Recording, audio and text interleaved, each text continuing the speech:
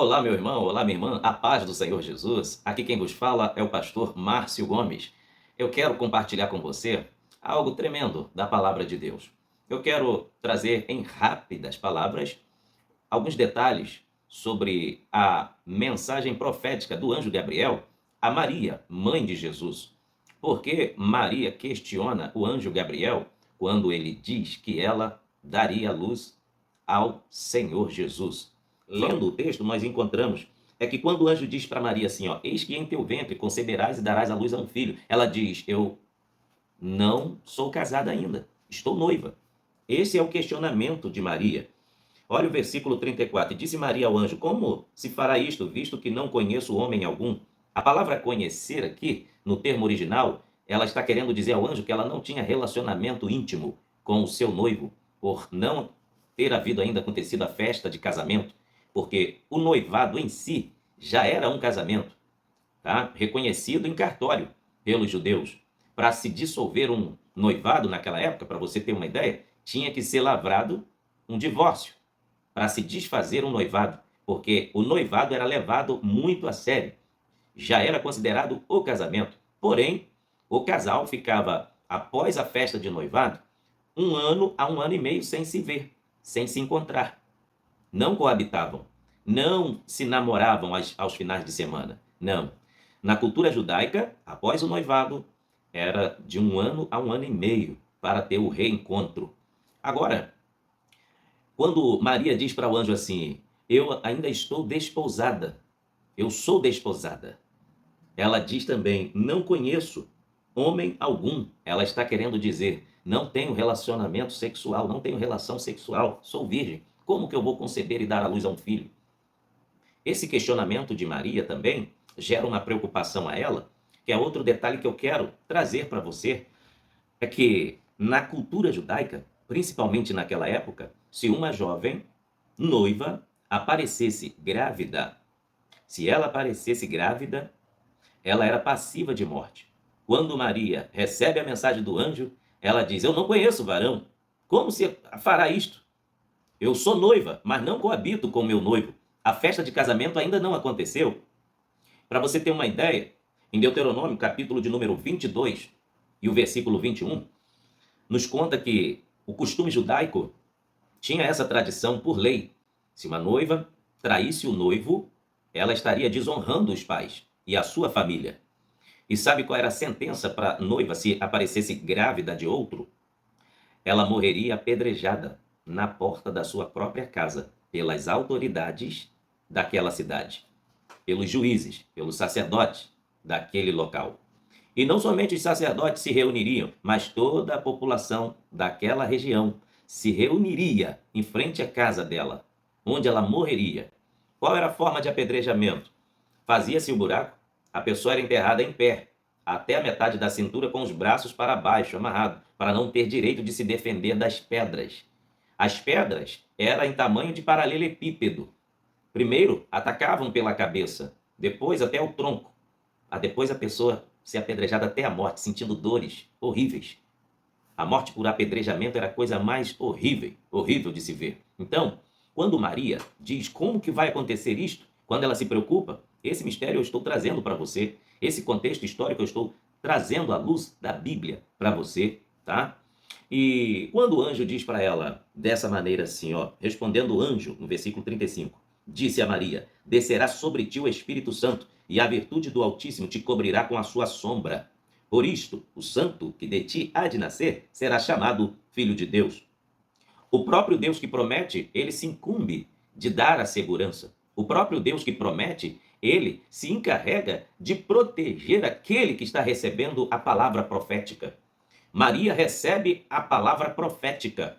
E o anjo diz que Maria não precisava ficar preocupada, pois sobre ela desceria a virtude do Altíssimo. Sabe o que eu aprendo aqui? Tudo o que nós precisamos é da virtude de Deus, do poder de Deus, da unção do Espírito Santo. Se confiarmos mais no poder do Espírito Santo, aleluia, passaremos a ver muito mais milagres, passaremos a ver muito mais o agir de Deus em nossas vidas, para a glória do Todo-Poderoso. Aleluia. E o que representa a sombra aqui que o anjo diz? É a proteção de Deus na vida de Maria.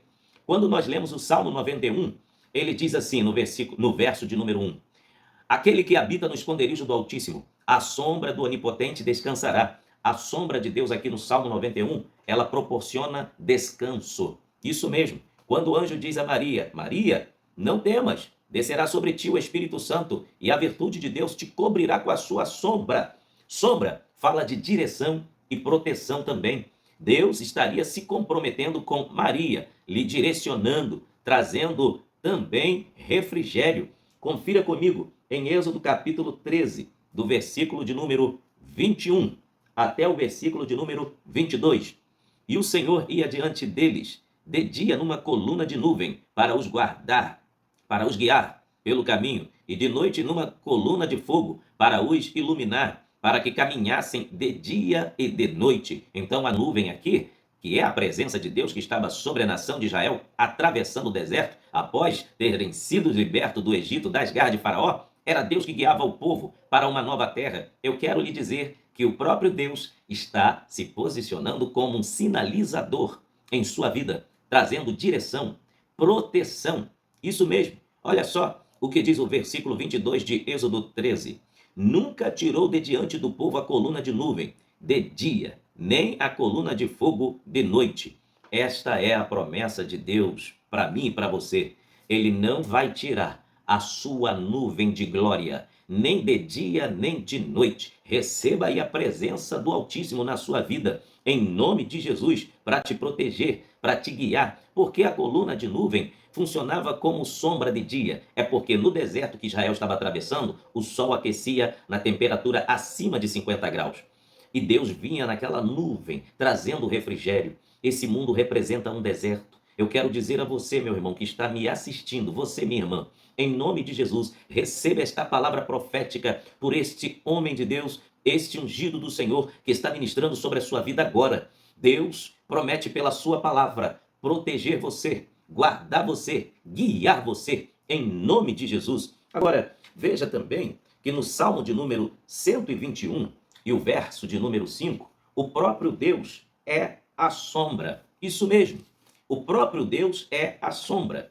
Olha o que diz o Salmo de número 121, verso 5. O Senhor é quem te guarda. O Senhor é a tua sombra, à tua direita. Então, o próprio Deus é a nossa sombra. Isto significa que o nosso conforto, nosso refrigério vem dele. Agora veja também um outro detalhe no Salmo de número 139 e o verso de número 5 também. Deus, além de fazer sombra no Salmo 121, Deus, além de ser sombra, é ele que faz a sombra no Salmo de número 139, verso 5. Diz assim, ó: tu me cercastes por detrás e por diante, e puseste sobre mim a tua mão. Oh, glória a Deus! Aleluia! Deus está trazendo refrigério para você neste momento, sabe por quê? Porque ele faz a sombra estendendo as suas mãos. Foi o que o anjo Gabriel disse a Maria: o Senhor te cobrirá com a sua sombra. Quando Deus promete a Maria que a sombra de Deus estaria sobre ela, era a promessa da virtude do Espírito Santo cobrindo-a do alto da cabeça até a planta dos pés. Eu quero dizer que, em nome de Jesus,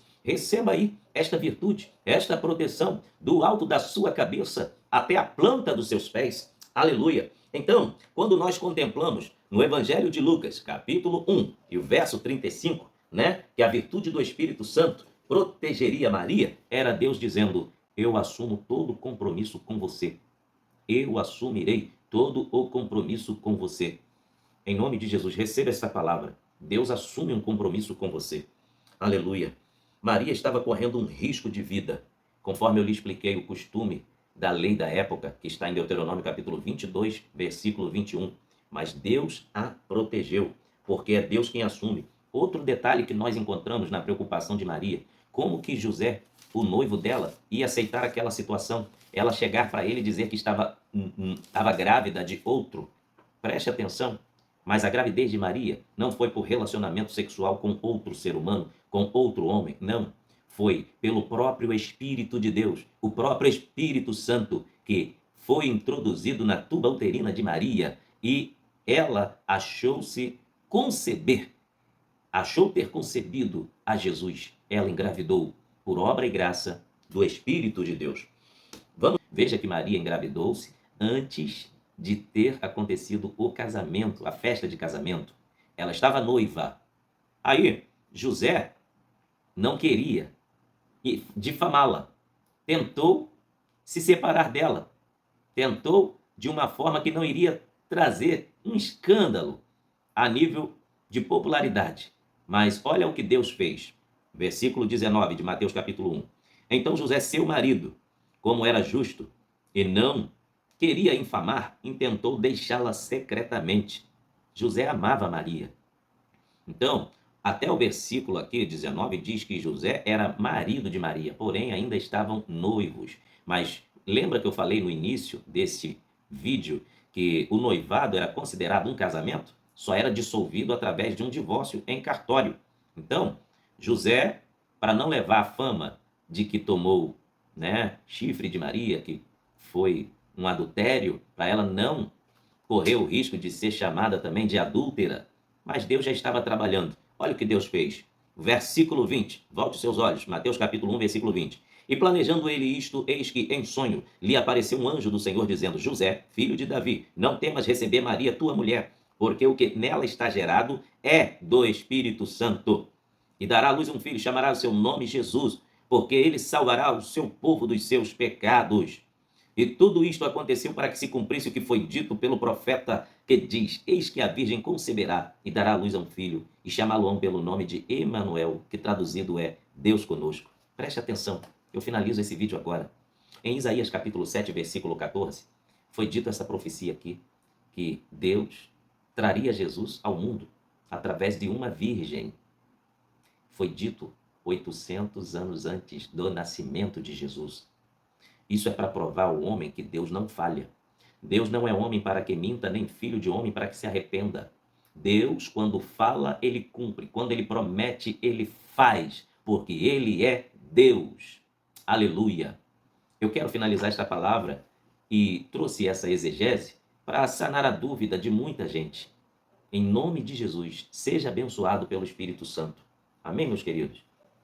Eu sou o pastor Márcio Gomes, congrego na Assembleia de Deus em Saquarema, Rio da Areia. Meu pastor presidente é o pastor Erinaldo João dos Santos.